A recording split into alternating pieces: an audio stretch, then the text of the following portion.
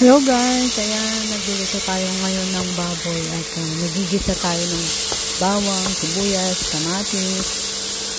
Yun, tapos gusto ko siyang lagyan ng kalabasa. Yun, parang gagawin mo siyang gata or something, masarap kasi yan. Siyempre, wala lang kahit anong luto lang basta may ulam. So, ayan, ginigisa na natin yung baboy.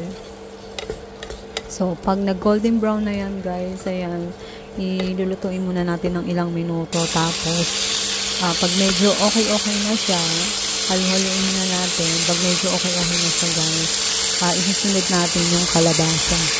Ayan, masarap kasi pag may kalabasa o may ibang mga gulay tayong ihahalo dito sa baboy natin.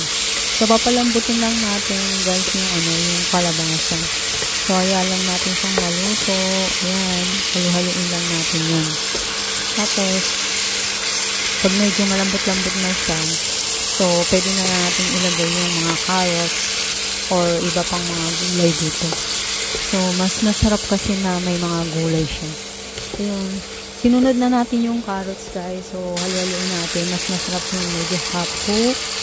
Tapos, ayan, nilagyan natin ng okra. Mas masarap kasi medyo crunchy or malutong-lutong yung kakainin natin ulam or gulay. Mas masarap siya kasi malinamnam.